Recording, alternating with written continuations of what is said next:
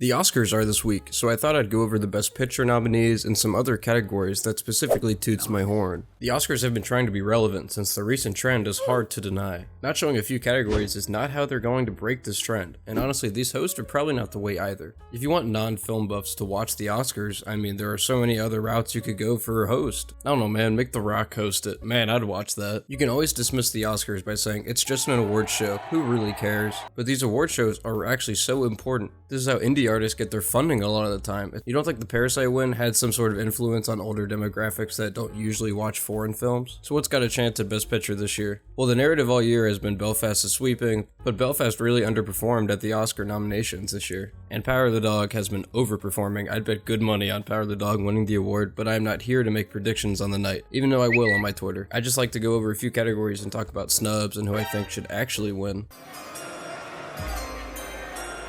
My major snub for this award has to be Simon Rex. He absolutely nails the lovable scumbag in one of my favorite films of the year. There are a lot of nuances to his performance that adds to the manipulative manner of the character, and plus he's a rapper. Visionary third chapter dimensions, castle of Gorgie, I see darkness, intertwine my mind. But if we are talking within the current nominees, it would have to be Benedict Cumberbatch. I really think he's having a moment right now. The narrative is Will Smith is overdue, and Benedict is pretty young, and will probably be nominated again in the future. I'm sorry, you can't pay me to watch King Richard. I'm just not gonna do that. It'll hit all the beats that all of these biopics have become in recent years. I am all out of giving biopics my time of day, unless they're actually by artists I really enjoy.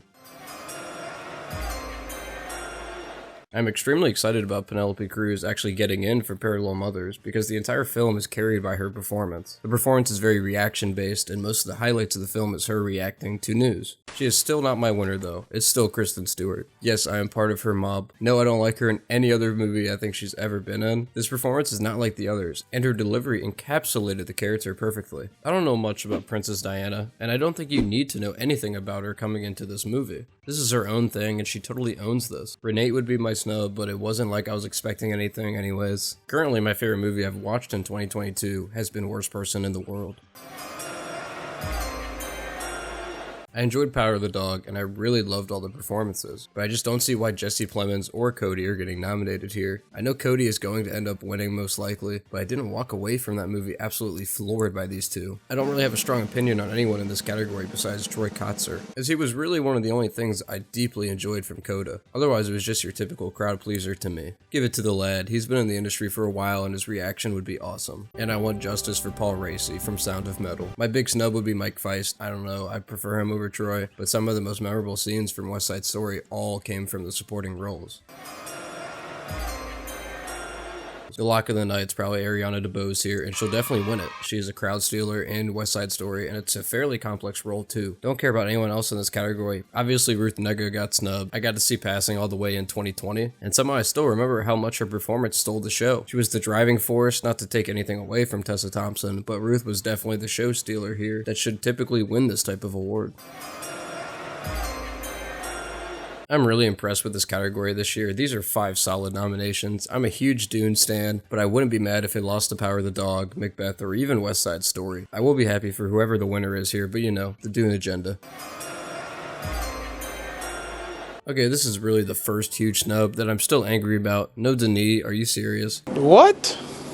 He was my favorite upset to win it besides Jane Campion. He directed the hardest book to adapt into a film, and it turned out like this. Crazy how it's getting awarded everywhere besides the performance categories, and Denis misses here. Jane's gonna win, and she probably deserves it with all these other nominees. Good for Hamaguchi, but I'm not the biggest Drive My Car fan, but it definitely deserves a spot. So many snubs here, but thankfully Parallel Mothers got here. It is a case of the score driving the entire film, which can be a positive or a negative thing depending on who you ask and how it was used. Dune should probably win within these nominees, and it's my favorite Hans Zimmer score in quite some time. You can tell he was really attached to the source material, and he's just a huge cute nerd for this stuff. No Spencer score? Johnny Greenwood needs to really get some respect out here. He now has scored Power of the Dog, Spencer, There Will Be Blood, Phantom Thread, The Master, and so many other great films that he's contributed to. Don't get me wrong, I absolutely love this Power of the Dog score, but the Spencer score was probably my favorite of the year and had a lot of purpose with it too. You wouldn't think jazz would fit a British royalty movie, but I love how it choreographs Kristen Stewart's anxiety. Just another way to use an aspect of film to demonstrate tone. Go Hans Zimmer, I guess. Holy crap, worst person got in for screenplay. A bloody miracle. And I totally agree. I think it's the best script of the year for on the surface just being a normal love story. It's so much more than that to me. It's a story about love, yeah, sure. But it's also a story about millennial indecisiveness and the struggles of making quality, risky decisions and hoping they pay off. I would be really mad if Don't Look Up won here, and of the realistic choices, I'd be happy with Licorice Pizza. PTA deserves something, man. This is probably going to Power the Dog, but there's no way Dune won't be my ride or die for this category. I've said it enough, the difficulty to adapt this source material, picking which parts of the book won't make the cut, how context is layered within scenes to give us a better picture of the world. Of all the awards Dune is nominated for, I think the screenplay may be the strongest, even over special effects and cinematography. Even with me not loving Drive My Car as much as everyone else, I can respect that screenplay. It is just about a perfect screenplay.